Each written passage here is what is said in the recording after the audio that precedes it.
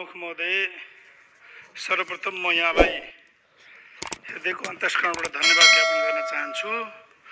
यहाँले मैले राखेको सार्वजनिक महत्त्वको प्रस्तावलाई विशेष प्राथमिकताका साथ सदनमा समयमै राखिदिनु भएकोमा र यो सार्वजनिक महत्त्वको प्रस्तावमा अन्य साथीहरू प्राय सबै दलका माननीय ज्यूहरूले समर्थन पनि जनाउनु भएको छ र उहाँहरूलाई पनि म धन्यवाद दिन चाहन्छु।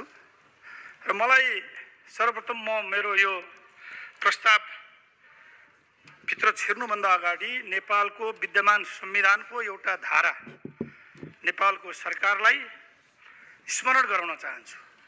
यो धारा 35 ले के भन्दो रहेछ भने स्वास्थ्य सम्बन्धी हकको यसमा व्यवस्था छ र यसले प्रत्येक नागरिकलाई राज्यबाट आधारभूत स्वास्थ्य सेवा निशुल्क प्रदान गर्ने हक हुनेछ र कसैलाई पनि आकस्मिक स्वास्थ्य सेवाबाट वञ्चित गरिने छैन भनेर यही सदनले पास गरेको यो संविधान हो।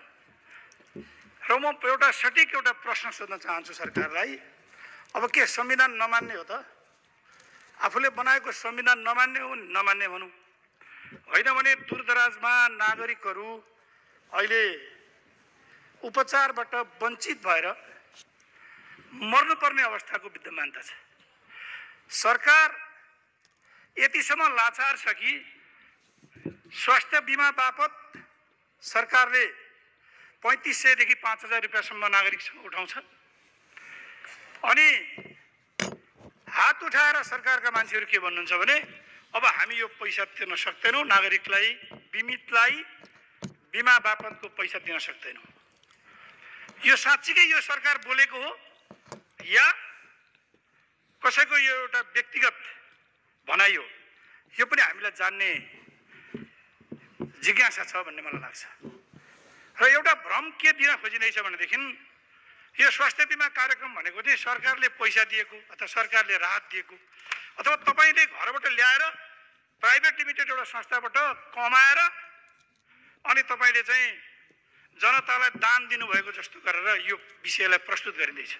यहाँलाई म स्मरण गराउन चाहन्छु, स्वास्थ्य बिमा कार्यक्रम हाम्रै पालामा यानि कि आफ्टर डेमोक्रेसी विशेषतः त्यति बेला तत्कालीन अवस्थामा हाम्रो नेता गगन थापाजी र तारामान दाई त्यति बेला स्वास्थ्य मन्त्री राज्य मन्त्री हुनुहुन्थ्यो र उहाँहरूको पालामा सुरु गरिएको नागरिकको हितमा नागरिकको पक्षमा एउटा भिजनसहित सुरु गरिएको विषय हो।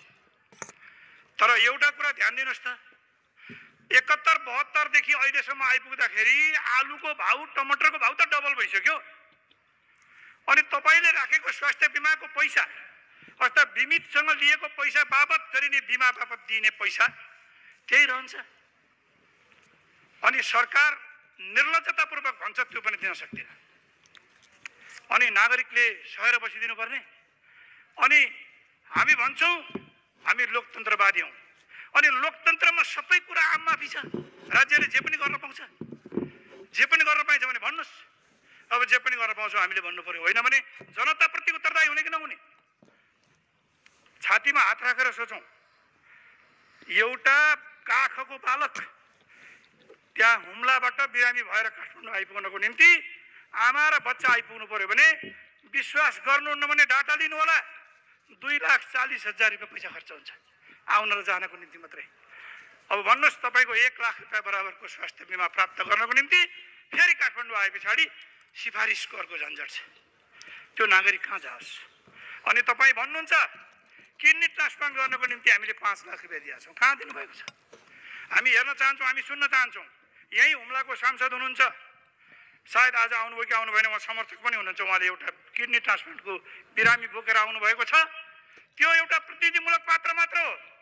त्यस्ता हजारौँको सङ्ख्यामा मृगौला फेल भएका बिरामीहरू छन् जसलाई तपाईँले दिएको 5 लाख रुपियाँ पैसा उसले औषधि किन्न पाउने हो भने उसले निःशुल्क रूपमा किडनी ट्रान्सप्लान्ट गरेर काठमाडौँको कुनै पनि सेन्टरबाट हुम्ला पुग्न सक्छ, तराई पुग्न सक्छ, पहाड पुग्न सक्छ। तर तपाईँ दिनुहुन्न, तपाईँ सिन्डिकेट गर्दै हुनुहुन्छ। तपाईँले इच्छाएको एउटा दुईवटा सेन्टरमा मात्र तपाईँ व्यापार गर्नुहुन्छ, तपाईँ व्यवसाय गर्नुहुन्छ। सरकार व्यापारी हो? यदि सरकार व्यापारी होइन, सरकार व्यवसायी होइन भने तपाईले दिने सुविधा यो धरतीभित्र सम्भव सबै ठाउँहरूमा नागरिकलाई जहाँ सहज हुन्छ तपाईको सुविधा त्यहाँ उसले उपयोग गर्न पाउनुपर्छ पर्दैन। हुम्लाको बिरामीले या कर्णालीको एउटा बिरामीले या पूर्वको या तराईको एउटा बिरामीले आफूले पाएको पर्ने ठाउँमा आफ्नो मुटुको एउटा भल्भ फेरेर जान पाउनुपर्छ पर्दैन। तपाईको काठमाडौँ आइपुग्दाखेरि उसको कति खर्च हुन्छ, काठमाडौँमा बस्दा कति खर्च हुन्छ भनेपछि आजको सरकार कति जिम्मेवार छ नागरिकप्रति।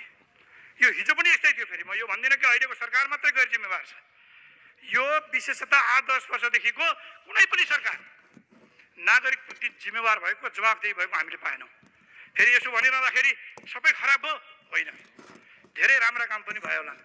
तर म हेल्थ सेक्टरमा विशेषतः एउटा राम्रो कार्यक्रम गगनजीहरूले लिइरहेको कार्यक्रमलाई निमोटेर फ्याल्ने जुन प्रपञ्च रचिँदैछ, जुन व्यवहार राज्यले गरिरहेको छ त्यसको म घोर भर्त्सना गर्न चाहन्छु। आदरणीय सभामुख महोदय, समयको पाबन्दीको कारणले गर्दा मैले यो सबै प्रस्ताव त पढ्न सक्दिनँ होला, तर यसको जिस्ट यहाँहरूलाई म बताउन चाहन्छु किनकि यो वेबसाइटमै पाइने कुरा भएको हुँदाखेरि मैले धेरै समय किल गर्न चाहिनँ। विशेषतः मैले यो सरकारलाई, किनभने यो स्वास्थ्य मन्त्रीज्यूसँग मात्रै सम्बन्धित विषय रहेन, हामी कुरा बुझ्ने मान्छे हौँ, बुझेर हामीले बोल्नुपर्छ। अर्थले बजेट नदिएसम्म स्वास्थ्य मन्त्रालयले केही पनि गर्न सक्दैन। खेला त यहाँ रहेछ भनेपछि अब अर्थको बजेट फेरि प्रधानमन्त्री सहितको क्याबिनेट अथवा नेतृत्वले चाहिँ त्यसलाई बाँडफाँड गर्ने होला। जनताको स्वास्थ्य प्रायोरिटीमा परेन होला, ठिक छ, तर प्रायोरिटीमा पार्नु पर्छ कि पर्दैन भन्ने मूलभूत विषय हो। अहिले मैले के भनेको छु भने तत्काल 2 लाख रुपियाँ गर्ने बिमालाई, त्यस पछाडि क्रमशः 5 लाखमा लाने र 3 वर्षभित्रमा 10 लाख रुपियाँमा पुर्याउने। अहिले मलाई थाहा छ मेरो आदरणीय नेता मेरो स्वास्थ्य मन्त्रीज्यू अगाडि आउनुहुन्छ र भन्नुहुन्छ हामीसँग बजेट छैन। अर्थमन्त्रीज्यूले पनि त्यही भन्नु होला, सरकारले पनि त्यही भन्नु होला। हामी त्यो जवाफको अपेक्षामा यहाँ यो रोस्टममा आएका होइनौँ। हामीले यो प्रस्ताव त्यो जवाफ अपेक्षा गरेर यो राखेका होइनौँ।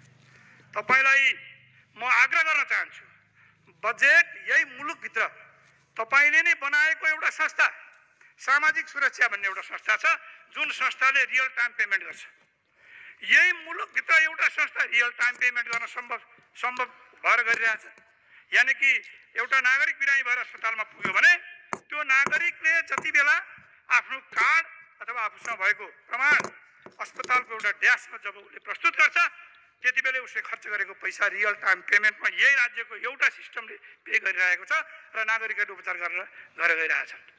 अनि यही देशको एउटा सिस्टम छ जहाँ तपाईँ 3500 देखि 5000 नागरिकसँग उठाउनुहुन्छ।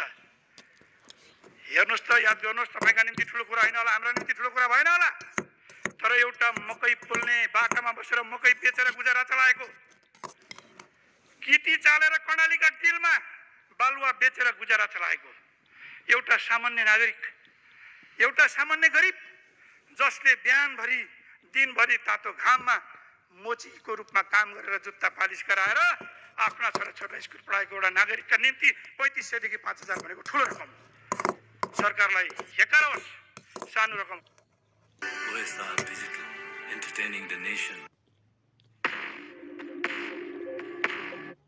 होइन।